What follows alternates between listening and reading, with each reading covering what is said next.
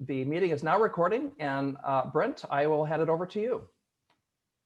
Great. Let me jump in here. Hopefully everyone can see it. My internet was a little shaky, so I'm hoping it's going to be fine, but we'll see. I might turn my screen off just to make it simpler, or my video, but great. I just want to, can everyone see? Yes, we in the press? Okay, good. We can So see it. Thank you. I'm just loading it up. Well, great. Thank you all for joining. In order to really give you guys all the detail, it would take probably hours of what we've been working on. So what I tried to do is move the most important information to the beginning if anyone needs to check out, and then we can get into some of the history of how we got there. So hold on one sec. It says that my prez is loading. Here we go. Great. We're Hyphae Design Laboratory. We are based in West Oakland. We're a mission-driven ecological engineering firm. And we are super excited to be collaborating with you guys and chatting about this. Basically, just want to dive into it. Our goal for the day was just to give a little background on ourselves, how we got here, and then really try to focus on vegetative buffers and how they work. I think that's a big reason people are interested in having us talk.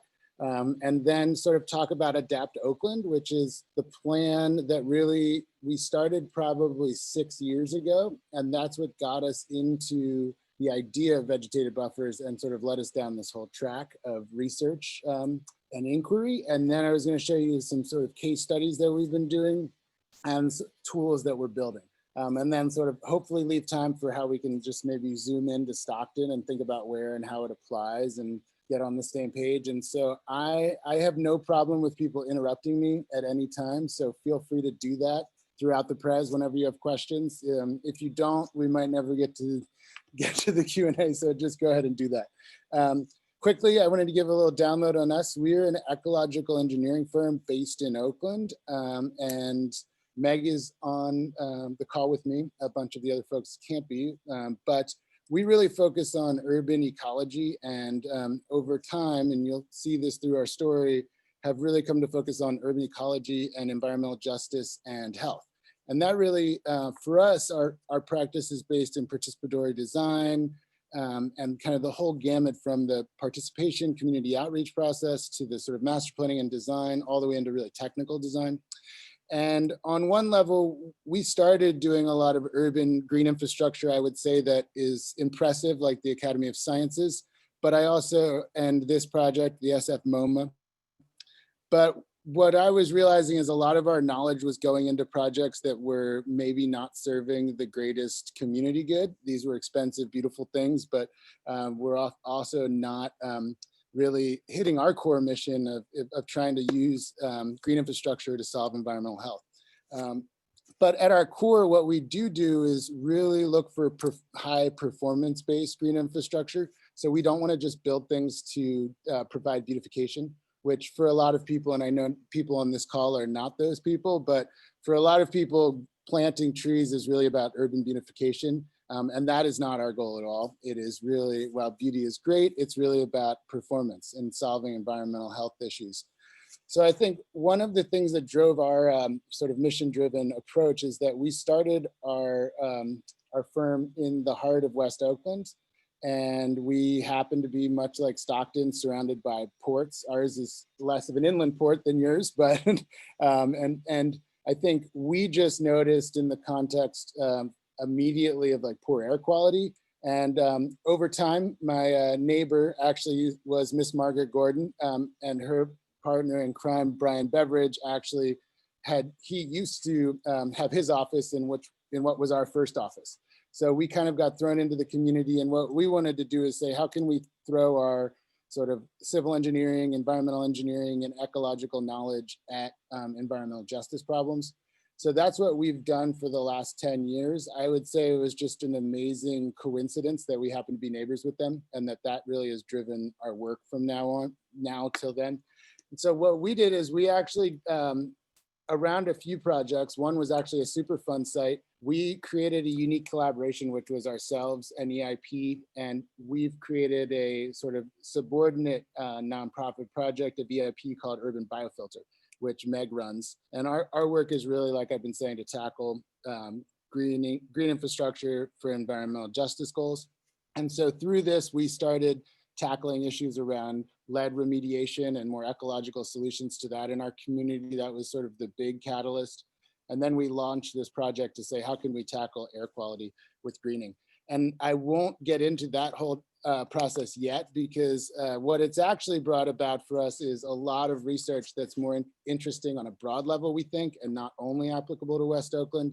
And that's why a lot of our goal in the last 2 or 3 years has been to really like disseminate research around this greening, create coalitions of EJ groups like yourselves and ourselves, advance, share, coordinate this research, and try to set up new research projects in new places that can help advance the state of the science in our minds.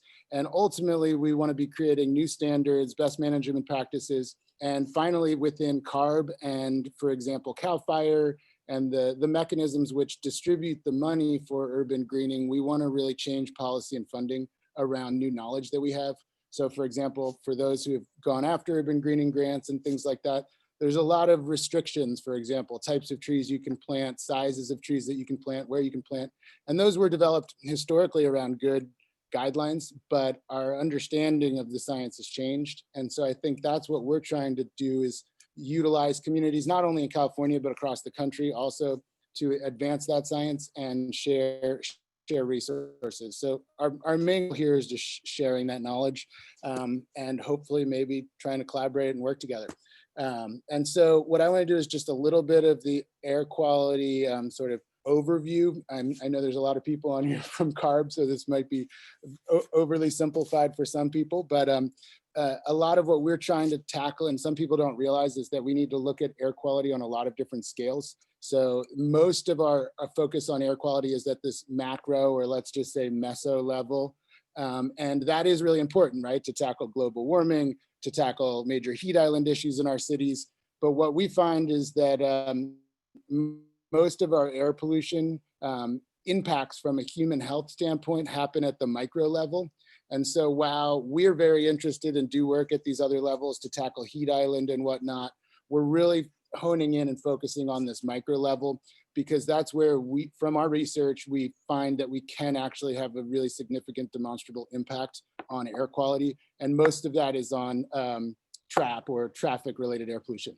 And I think that's a really important framing standpoint too. Like, you face a lot of issues in your community, probably many that we face also. Some of those we can't help or solve them with urban greening, and a lot of them we can. And I think that's our whole focus, is to sort of show people what's possible. But also I would say right now, within sort of the landscape architecture community and urban greening community, there's also a lot of hype around greening, around like, oh, we can plant trees and it'll solve everything. But what we found is that we really need to look at the greening very differently at a very high engineering level to actually have these different impacts. And it's not as easy as people think. Unfortunately, I wish it was, but this is just showing, there's a lot of things that happen at the larger scale, like urban heat island and sort of greenhouse gas impacts. And what we're trying to do is, especially in communities that are impacted by environmental justice, change our goals from greenhouse gas reduction to particulate matter reduction and health impact improvement, essentially. And I think our idea is that those goals aren't global in like what we need to do across the state or across the world, but they are critical in environmental justice communities. And so, as people probably know, at this microclimatic level, there's a lot of interaction between buildings, and they can actually help buffer pollution. They can also create eddies, and they can trap either polluted air or, in some cases, clean air behind buildings. And much like buildings, plants sort of can perform a lot of these functions. And instead of actually just blocking it, plants can remove and actually capture a bunch of the particulate matter. So what we're looking at with plants is both pushing air up, polluted air up and over sensitive receptors, but we're also focused on actually capturing pollutants onto the plants, whether it's heavy metals, particulate matter, and in some cases VOCs. And what I like to start with too is that, like, while vegetation is great and we are huge proponents and ecologists, there are actually many complex dynamics in cities that we need to understand. So in many cases, VOCs released by plants can actually cause more ozone. And so these are things that we need to really tackle and understand, as well as things like pollen and allergies and asthma impacts. And so while we're very strong proponents, we're also scientists. So we're very driven by science. So I think just to sum up most of our research over the last 5 years into one slide, everyone can leave after this one. No, I'm joking. Basically, historically, we've been promoting throughout cities planting large shade trees, which are the case, this image on the right. And what we're finding is that these shade trees, sadly, can have a really negative impact on air pollution for people at the roadside condition under specific circumstances. And this is if you're near roadways or if you're in dense urban canyons, for example, buildings that are like twice the size of the street dimensions, those sorts of things. There's some rules of thumb where we know in these places, we can't just willy-nilly plant canopy trees like we ideally do, throughout neighborhoods. And so we're not proposing that vegetative buffers should go everywhere, but through, critical analysis, they are important. And the way we try to frame it is, instead of imagining shade trees, if anyone's, has more agricultural roots, imagine more windbreaks at farms. What we're really looking at is dense vegetation that buffers people from, ground level up to 20 or 30 feet, as opposed to shade trees. And I think we're not saying that those aren't important, but it's critical where we put them or not. And so what we're doing a lot of work in now is developing new standards, in particular for freeways, where we're developing dense vegetation strategies that actually the form or the structure of the vegetation is actually extremely important. So these kind of stepping, sloping conditions, actually creating what we call almost like a ramp for the air to get up and over local pedestrians, and also other elements like density of plants and things like that. So throughout a lot of street conditions, these are new issues for different cities or people to deal with them, because in a lot of cases we're trying to plant dense trees next to roadways, and we have to obviously deal with visibility and many other issues around that.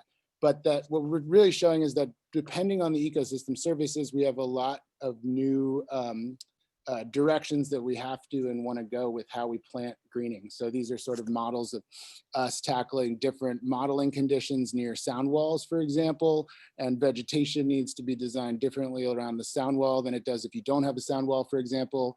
There's a lot of research we've done to find out, if you can plant on one side of the sound wall or both sides of the sound wall, which ones are most effective, those kinds of things. So that's kind of the sum of where we got. And I then wanted to now go back and step back to where we started, which was about 5 or 6 years ago. We actually thought a lot of that research had been done naively, and it was not, unfortunately, but we started a project with EIP, with funding from the governor's office. So it's Prop 84 funding. And what we wanted to say was we wanted to create a community-driven adaptation plan for our own community, where we focused on green infrastructure and health. And it was really focused around this idea of sort of constant adaptive management, something we look at in air quality management as well as forestry management, where we're constantly designing, analyzing, monitoring, evaluating, and then improving upon the model. And so what we created was both a toolbox, and I'm pointing that out here because there's a lot of resources we've created that can be used anywhere. And we can direct you to that. This is like an online app I can get you guys into. And then we actually then use West Oakland essentially as our case study or pilot. And a lot of what we're looking at is non-typical conditions. So, residential communities don't have many different exposures, whereas environmental justice communities like our own are exposed to freeways, ports. And what we were finding is that we needed a very different green infrastructure for this. The same types of bioswales and shade trees weren't gonna suit us. And so that's why we started to create all of these essentially like site conditions that we're confronted with in these more industrial communities that we're living in.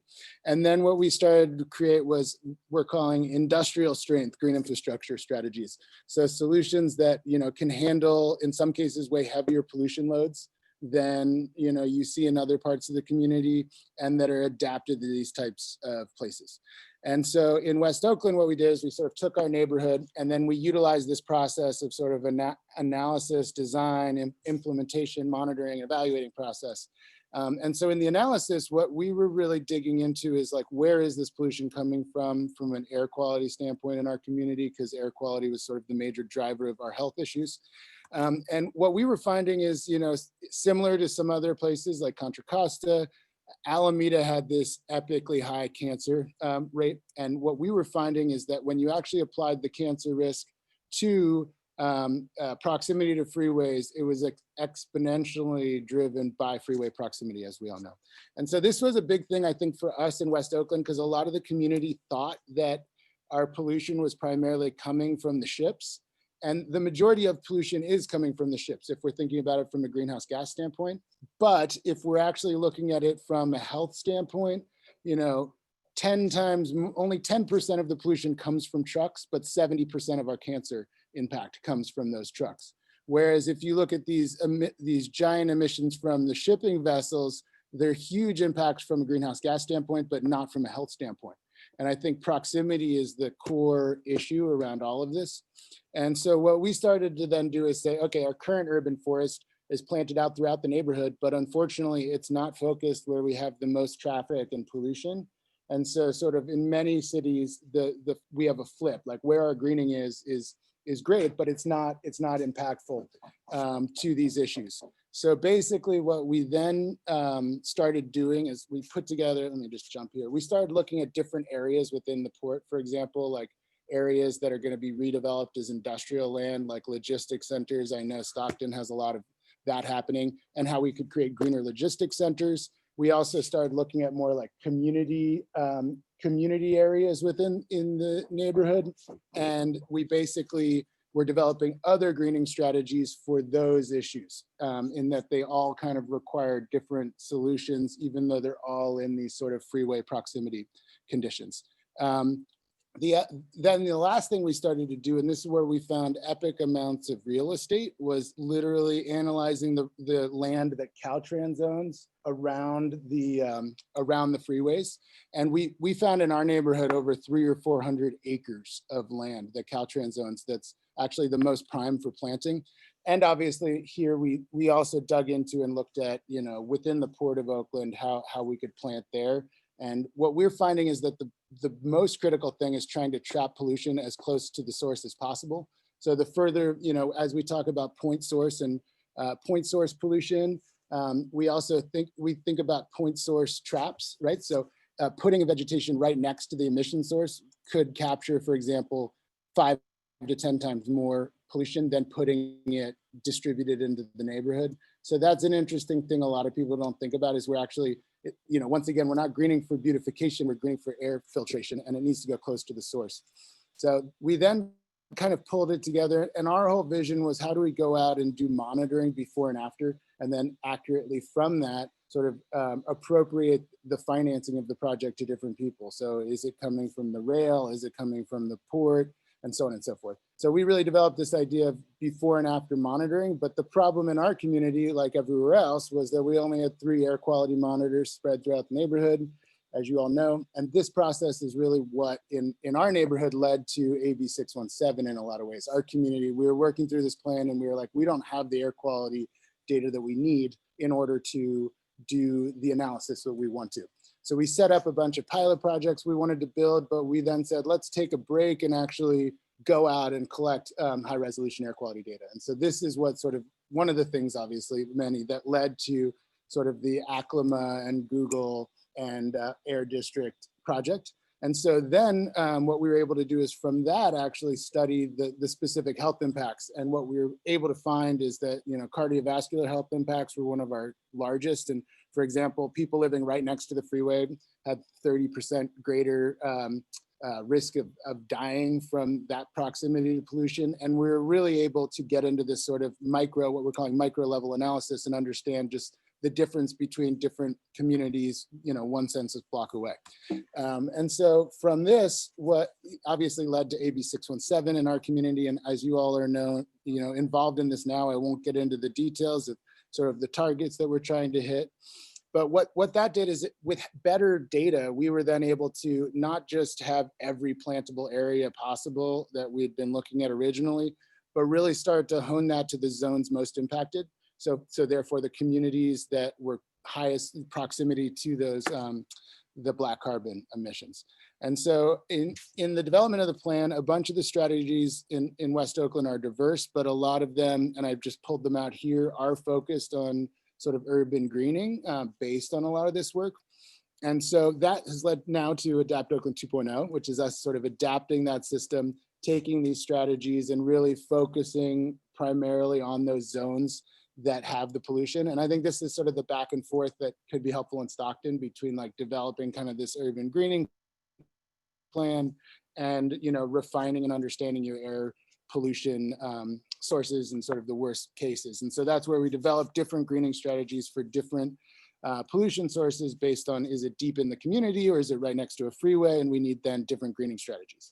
So another thing we then did was dive into actually creating a pilot project to first model, and this is, we're working with the Air District, but here, Bay Area Air District. And what our goal is, we grant from TCC. I think you, someone had told me you guys also have a Transformative Climate Communities grant. But in this, what we wanted to do was we wanted to take one of the worst hit corners of the neighborhood, and we wanted to then essentially model the impacts. And I think a lot of what our goals have been is how do we model these impacts? Because as we all know, going out and doing infrastructure projects is extremely expensive. And the better that we can get our modeling, the better that we can actually decide where to put the money.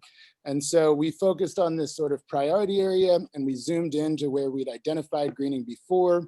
And we looked at sort of what our greening strategies had been. And this is a problem area because these sunken areas actually create worse pollution dynamics because they trap the air in certain areas. And so we envisioned an idea of both like greening the walls, and vegetated walls are actually a good strategy in sort of street canyons because they don't trap the pollution but can help remove it. And so here's sort of a similar condition, the sunken freeway. This is sort of a main entrance to the port, so heavy truck traffic, and sort of what type dense vegetation we could do there.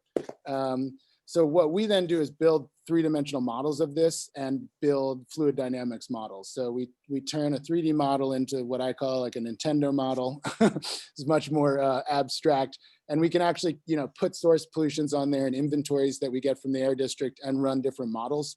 So this is a good example where this parcel right next to the freeway here, for example, is planning on being a new housing development.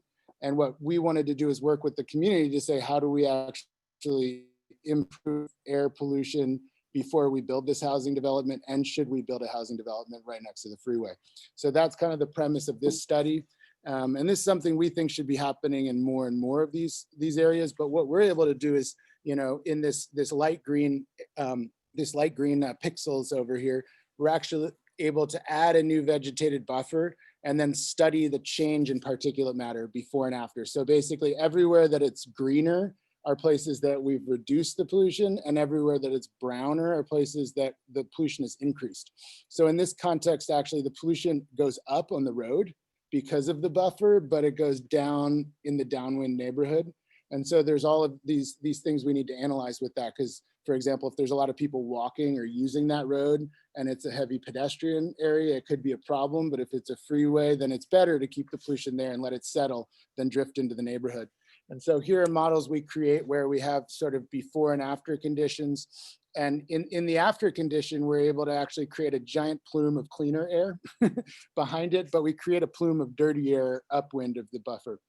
And so just to give you guys a little context, how we do that work is a bunch of different grants. So we weren't able to do that immediately, but we have grants from the NIH, National Science Foundation, Highway Administration, and many years to get to that, because models, as people from the Air District know, they're all useless, but some of, I forget what the term is, they're all wrong, but some of them are helpful, basically. And so we didn't want to just create models for the sake of it. So what we did was we actually partnered with a cardiovascular researcher in Louisville who became really excited about our work. And we wanted to go out and build a buffer at this school. And this school was on a really heavy trafficked road, but it also had an opportunity for us to plant a lot in front of it. And what we then did was set up essentially a trial where we had a biofilter, a buffer on one side, a control on the other side. And then we went out and literally collected air quality data. So NOx, particulate matter, ultrafines. We had a mobile unit, we had passive samplers scattered around, and then we also did biomonitoring of the students. So it was pretty amazing. We got 70 students to come out and actually give us their blood and urine and hair. From those, we're able to look at the metabolites of VOC in their urine, for example. We're able to look at things like circulatory angiogenic cells for non-health people. I call them like the plumber cells. They go out and repair your arteries. And we're able to study how these things change before and after planting. And one of the big things we needed to do, and why people hadn't been able to study greening as well historically, was that it takes a lot of time for trees to grow. And so here was the beginning state of this school. There were a couple of trees scattered around, but what we did was we worked with the air quality researchers, in this case, friends of ours from University of Washington, St. Louis. And we basically said, we need to create this change within a month or two to have comparable meteorological conditions. And so literally within 2 weeks, we planted 200 trees in front of the school, and they were all large scale trees. And I wouldn't say that I would advertise this for everywhere, but it's really critical if we're trying to do science around the work. So what we literally did was we came in and spaded giant trees in with these tree spades. And so what you could do is you take out a clump of soil and put a giant tree in, and you can do this in literally weeks instead of years to achieve that kind of coverage.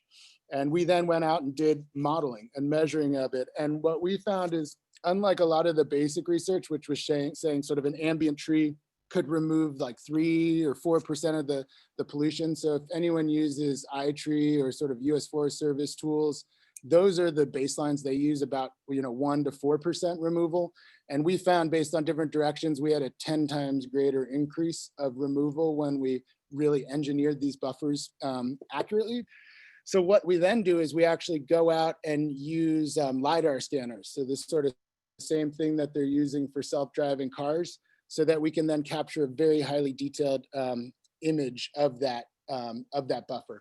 And what we do from there is we build models to essentially, like you do for other emissions issues, we build models to predict how accurately we can sort of predict this by studying it against one that we've built, right? So we went out there, we measured it, but then we actually built models to mimic it, essentially. And so that way we can, in this case, we had our control, which is sort of a higher, these are like the pollution sources, the black and red drifting further away from the school.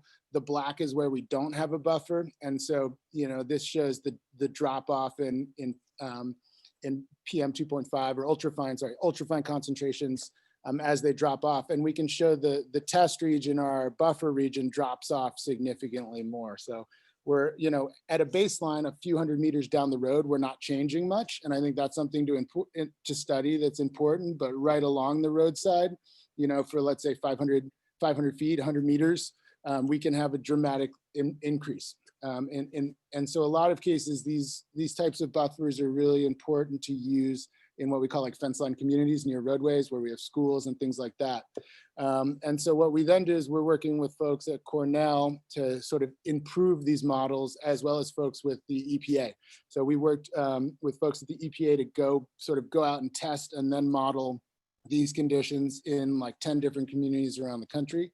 And so here's just another example of a park that we did, where we looked at the existing current planting, which was just sort of a scattering of trees on the top. And then we looked at what our kind of idealized design condition was on the bottom.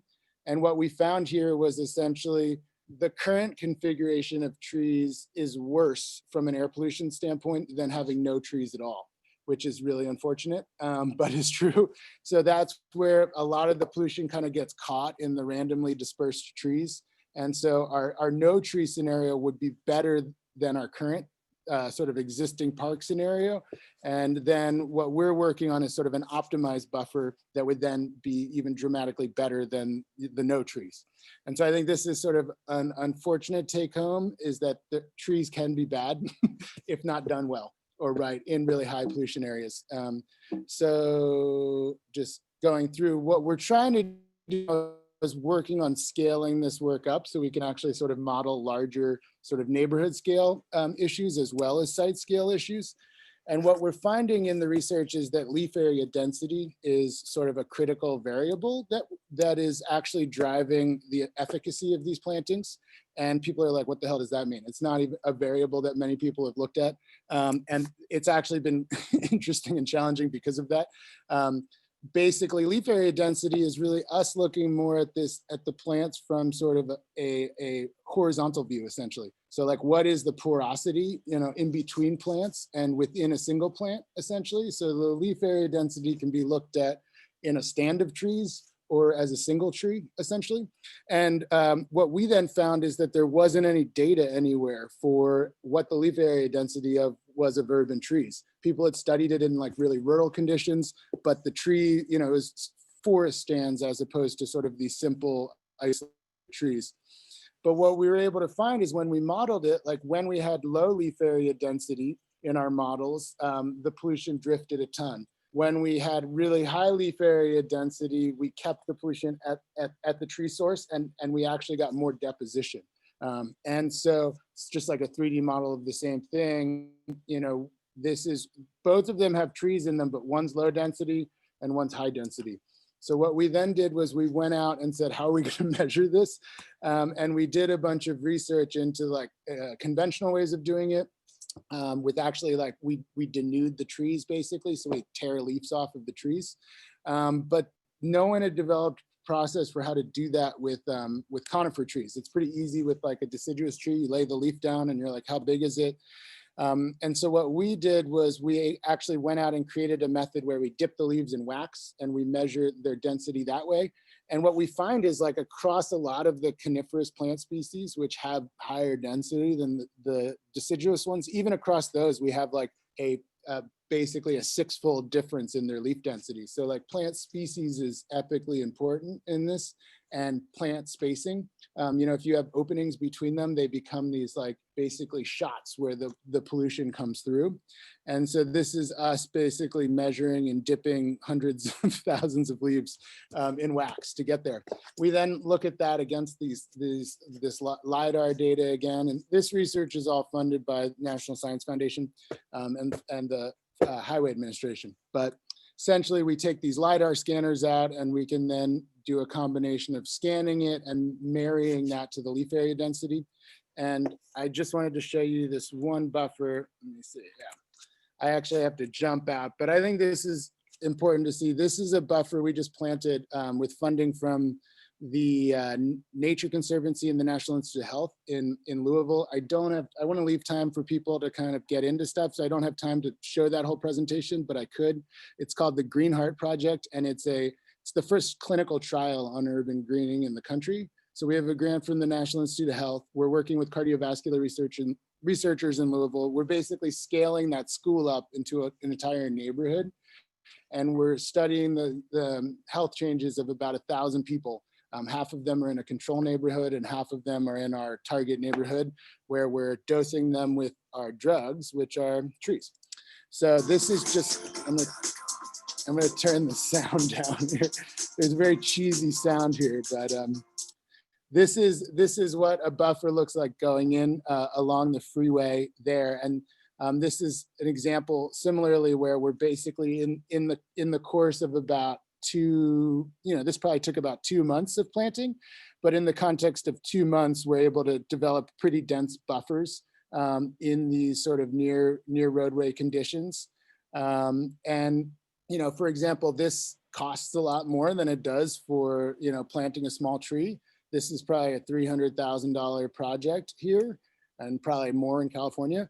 But if we're trying to deliver health impacts to people immediately, these are some of the things we need to do. And also if we're trying to study their impact. So what we have is now a team going out and basically doing air quality measurements behind these buffers over the next couple of years and studying how they impacted. So trees getting pulled out at the nursery and going into these conditions that are often very close to people's homes. So Hey, Brett, quick question. Yep. Yep. So when you say that one project you just highlighted with the dense trees was $300,000, what do you have do you recall what the estimated length of space that covered? So was that like Yeah. 100 feet, 200 feet? What was it? Yeah, we're basically at this case that has what we did is we planted 4 different small buffers and we're studying like differences between them. But we have 4 different strips that are all 100 feet long. So basically it's about, or sorry, no, 400 we have 4 that are 150 feet each. So it's 600 feet of linear buffer essentially. What it comes down to is generally between with these larger trees between $600 and $1,000 per tree. And in some cases, those trees are 20 feet tall, right? As opposed to, you know, a 4 to 6 foot tall, smaller tree that we might do in kind of a typical residential planting. So I think that's mostly like the sum of what we've been doing. And I think what we wanted to just throw out is like, we're happy to help do this where you guys are. We're happy to just provide this information and let you go and do your own stuff. What we've been realizing though is that there's a lot of potential to kind of collaborate between the different AB 617 communities and potentially tackle different problems, you know, and test different solutions. And another thing that we're doing with funding from the National Science Foundation is we're actually building software tools from a bunch of these so that people can do it a lot cheaper than us having to get giant grants from the federal administration to do it. But the idea there is, you know, a couple of months ago, we partnered with Richmond, and, you know, Matt had previously worked with Richmond, and I think still does, right? And Matt brought us in to say, hey, you're doing really cool work. We've already done great monitoring, and we've identified, for example, the locations where we know that traffic source of pollutions could be a bigger impact. So what we did is we went in and sort of zeroed in and used the data from SHARE, the Ramble modeling tool. And we were able to then look at their models and show these sort of like peaks of emissions near roadways. So all these like yellow peaks are along the roadways. We went in and sort of identified the worst neighborhoods and areas. And so we kind of came up with a list of the worst streets based on that data. Then we looked at the windrows and looked at like, where could we actually do buffers that could benefit? And a big one was sort of in this Richmond Parkway. Then we looked at a combination of like near road sources, as well as looking at kind of a bunch of land use analysis. So like, where are the other emissions coming from, like Chevron and rail? And then where are our population densities, right? So like population, we want to combine these buffers with high emission sources and high population density.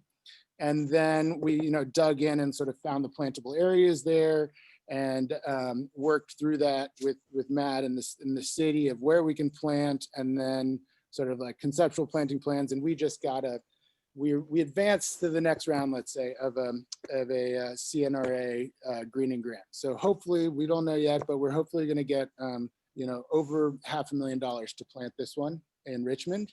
And so that's just where, you know, we've barely looked into Stockton, but we've, you know, just gotten a little bit of background and looked at the camp report that you guys have looked at and sort of focus areas in Stockton and sort of different targets. And I think, I mean, obviously you guys are just digging into this process, and it's going to be many more years, but we, some of the things that we were really intrigued by are like, where are the likely places that, you know, obviously there's pollution sources that these types of vegetative buffers might not help, you know, sort of like larger point source emitters potentially. But depending on where they are and where they're blowing, like maybe it could help those. There are other places though, like for example, like where we have near road pollution, near highways, other sensitive receptors like senior centers and schools seem like a very critical place, as well as, for example, like along the 5, you know, and the 4, those conditions, you know, I think are really important. Hey, Brant. One, yeah. Brant, hey, this is Matt. Sorry, yeah. I tuned in at just the right time. And I just wanted to share with you some of the dialogue that's been going on in the Stockton CSC about this monitoring plan and how it has a lot of really great monitoring strategies. But one of the things it doesn't have is a distributed remote sensor network like the one we had in Richmond. And so this is kind of evolving, and even the Stockton CSC probably haven't all heard about discussions at the state with CARB about the significance of buy-in for communities to own and operate their own remote sensor network, which, you know, for the CARB's interest is really a demonstration of buy-in and community leadership. But with your vegetative barriers, it has really an added benefit that you get a super granular PM 2.5 model. And so that granular model really allows you to design and target vegetative barriers in a way that the current camp does not. And so hopefully we learn a little bit more from the Air District. There's also coming community air grants and a potential SEP. And so for members of this call, just to know, and you know, Jonathan knows this and other people know this, we're hoping to get a data set like the one we used in Richmond, which I think was really compelling in the CNRA proposal. But it's, you know, it really depends on the historic data that you have. And so we have this closing window in Stockton to get a before screenshot of PM 2.5 distribution with, you know, the weather models and a remote sensor network up that really could help substantiate vegetative barriers over the long term and continue to refine, you know, the hot spots for PM. There are lots of other added benefits, but when it comes to vegetative barriers, I really think the Rambo model that we have in Richmond could really help this process here.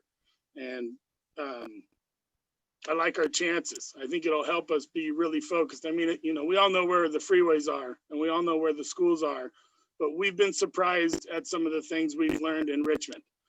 There are communities that don't hit the Cal Enviro screen. Well, they're taking place, Esperanza, in the last camp steering committee meeting. I think we had it in November. But that was the meeting where they voted down the plan because they didn't update the plan in time for the meeting when they were asking for the vote. But I think it's ongoing. Unfortunately, we didn't talk about it at the last meeting. Oh, I guess that was the October meeting when we voted it down. They're all kind of blending together.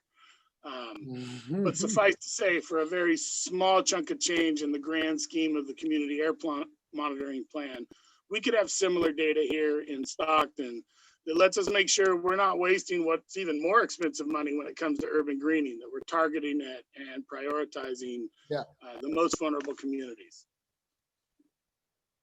Yeah, no, I agree. I mean, I think it's funny. It took us 6 years, right? Because we were sort of helping invent some of this process in Oakland to really start to understand what our really high impact points were. And it was pretty cool because in Richmond, we were able to start working with Groundworks, and basically within just a few weeks of analyzing the data, start to really understand where it would be effective or not. So I agree that was super effective. And I think where we're at is, like, as people see, we're very focused on like hyper analytical work and very scientific work and sort of proactive planning. And I think it's this combo of both, like, you know, in some cases, like we could say, hey, we could get, you know, 200 grand just to do modeling.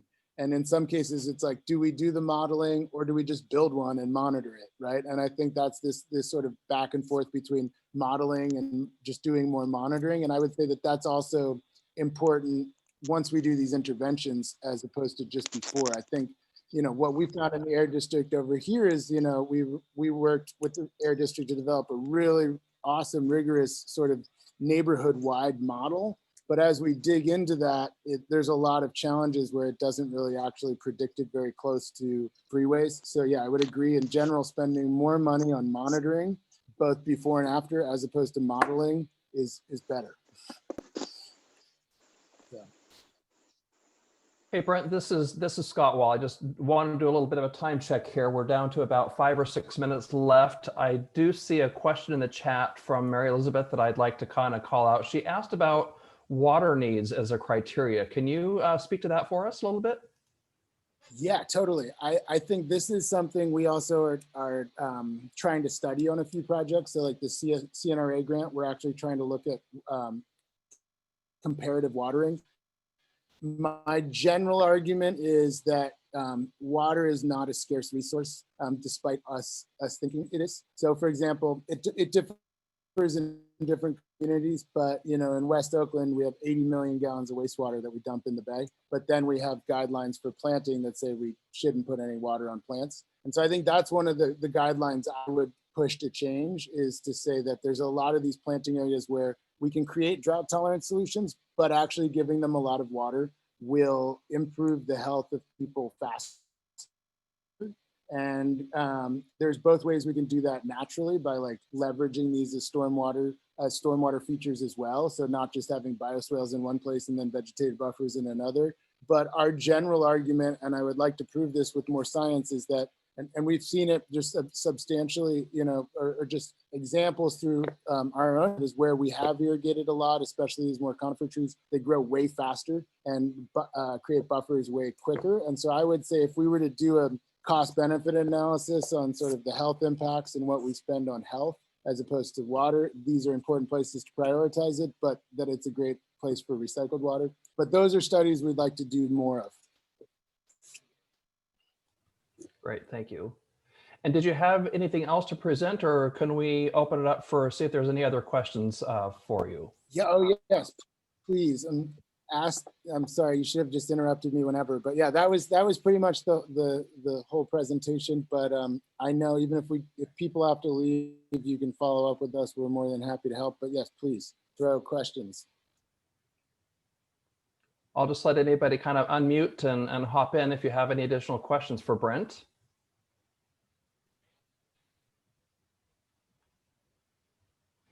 I guess I have one. When trying to look at EDF's, their study on looking at the potential of the correlation between cancer rates and those living in near pollution sources, what was their method of getting that going? Was it pretty much a qualitative, or was it mostly quantitative? What was their approach? Yeah, sorry, I kind of brushed over it, but that there's a very interesting slide there. I can jump back up to it, but basically what happened is EDF and Environmental Indicators Project, our partner, essentially partnered with Kaiser. And so this research, even though it says EDF and was funded by EDF, is done by Kaiser. So one of the beautiful things that we have the opportunity there is that they can look at really high resolution data. So they know, for example, specifically what buildings people are living in, with what sort of health and admissions costs and issues they have. And then when it actually gets translated to show people like us, it gets represented back into sort of a block scale, so that we can obscure people's health data. And so that we have very similar things going on with our project in Louisville, for example, where we for example have access, and just look for a map, we have access to high resolution health data. So like we know exactly where a person is and exactly what their health information is, but we can't share that publicly. But we can, for example, like obfuscate it and share it back out, right? So in Louisville, our neighborhood wide study is this whole community. It's right below Churchill Downs actually, but then we can really accurately, we use mobile monitoring to look at our pollution sources, which are really hovered around the roads. And then this is an obfuscated map of participants. So sort of the darker halos are where we actually have people in our health study. And so we're sort of generally able to show this data, but we're not able to show like this person lives at this block. But that study was done with sort of residential scale data. If that makes sense.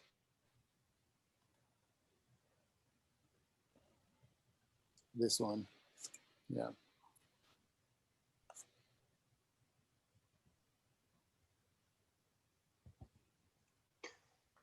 But this, I think this has generally been a big issue in how to link health research with urban planning research. Is generally we only have health data at sort of census block or, essentially census block areas or census areas. And it's harder to get this kind of near road resolution. But when you can have partners with the healthcare providers, which I think would be a really awesome component of your guys' work too, you can get that high grain data. We just can't show it publicly.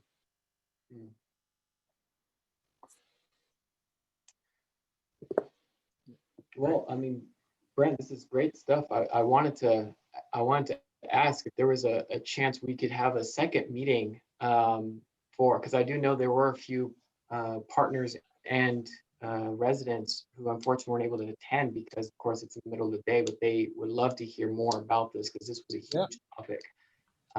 Would that be something you guys be open to? Yeah, 100%. And obviously, we can try to cater it to who the audience is going to be. I mean, I saw with the lineup on this one that there were a bunch more people with the air district, so I added some more kind of my geek out stuff, hoping that they would be into more of the modeling and things. But yeah, they're sort of catered to different audiences. And you know, the other thing we could do is I could consolidate this, or we could kind of just zoom around a Stockton map, right? Like as I was zooming around last week, I was finding places where I'm like, oh, these places, I was seeing a lot of potential benefits down where like the logistics centers are, right? We have a lot of trucks and they're like really fence line communities. Some of them are literally, 10 feet from homes or 10 feet from schools. That's a huge potential area. I mean, also a lot of the area in my mind, just, without getting into the modeling, like east of the 5 is going to be probably a pretty significant area, and anywhere else we have like a lot of transit, right? So, I've been obviously looking at the port and how we might be able to impact that. A lot of it is point source pollutants, but all of these places also have like heavy amounts of truck coming in and out. So those are the places we can really impact significantly. So another big area that we're doing research. Oh, sorry, go ahead. No, go ahead, No, Brent.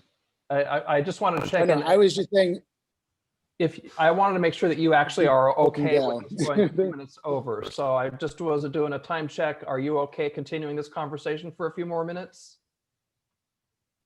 Oh yeah, I'm fine. I don't know if other people have to leave. I don't have a meeting till 1, but okay, great. Yeah, I just wanted to be another really respectful of your time. interesting. Thank you.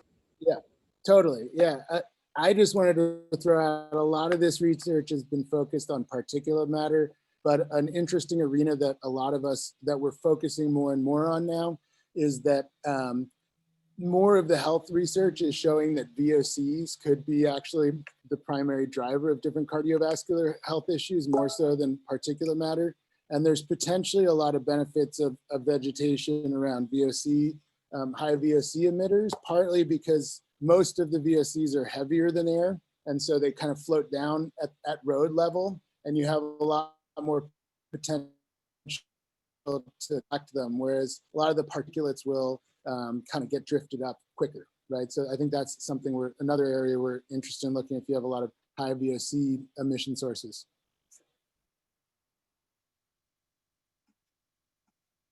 So there's a couple of more questions in the chat. I just wanted to check in. I guess maybe one of those is for the district. Cynthia asked if there's potential for this to be presented at the CSC. So I'll let somebody from the district address that question, since that's really your process.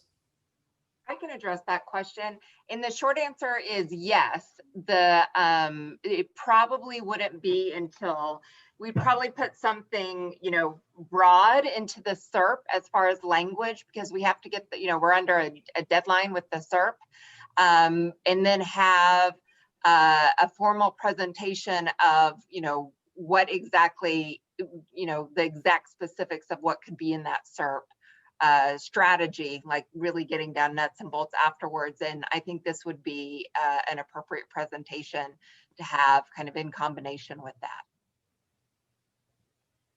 Great, thanks, Jamie. And then SB asked if the next presentation we could get information on the cost and water use. Is that something that you would be able to speak to, Brent? Definitely, yeah. And we're actually, the water use specific ones, like I can show are sort of more idealistic just through like evapotranspiration numbers.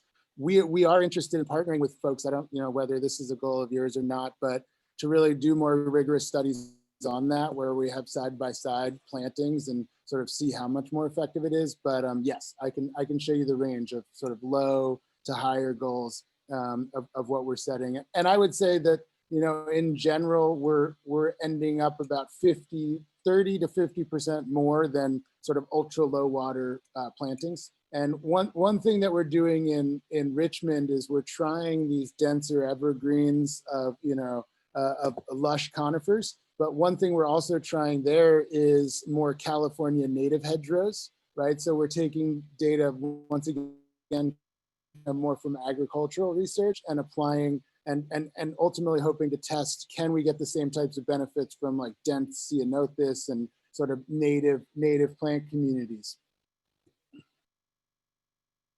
And, we're actually a lot better off here in California than our work in Louisville, for example, because we have a much broader range of evergreens that can work, and a lot that are also drought tolerant, as opposed to, in Louisville, we're very constrained on those. So I think it's another benefit here.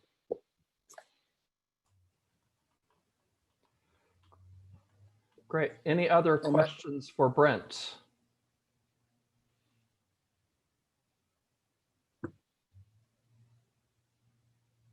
I'm sorry, Brent, it sounded like you were getting ready to say something else when I cut you off. My apologies. No, sorry, I have a lot, but I just wanted to come back to this too, because I think a lot of our goals, I don't know how much influence you all have at more of the state level as opposed to the local level, but I think over time, what we want to be doing is working with CARB as well as local air districts to then sort of refine how we drive some of the funding. So a lot of what we see is challenges with different communities with the funding, for example, for CAL FIRE grants. They're very constrained as to like the plant diversity and the side plants, and for example, the watering regimes. And so I think part of our goal is over time to kind of create a number of different planting guidelines or, regulations, I guess they would be considered to, depending on these different conditions, right? To sort of have these sort of EJ exclusions, I would say, where we have really major issues to allow these diverse types of plantings. Great. Any other questions here before we go into a little bit of a wrap up?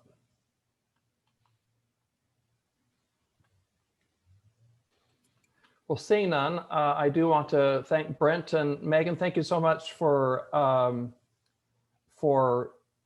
putting this together and being involved and engaging with the community. And Jonathan, thanks for pushing this and kind of moving this along and helping us to get this coordinated.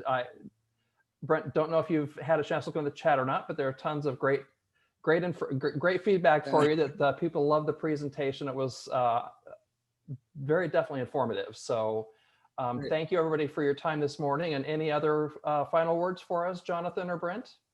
I just want to mention, Scott, if you can send me a link to the recording of the meeting, or if whoever has it can send me a link, we can put it up on the Stockton AB 617 website. Perfect. Yeah, I was going to actually circle back and see if that was going to be possible once we had it, but thank you for that, Jamie. No problem.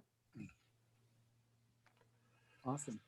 Okay, well, again, thank you so much, everybody, for being here. And we will definitely get the recording of this shared out. And we'll look forward to, I guess, discussing kind of where we go from here then. Great. Everybody enjoy the rest of your day. Thank you so much and have a great afternoon. Thanks, guys. Thanks for corralling, Scott. Of course, my pleasure. Cheers. See you, everyone. Bye, guys.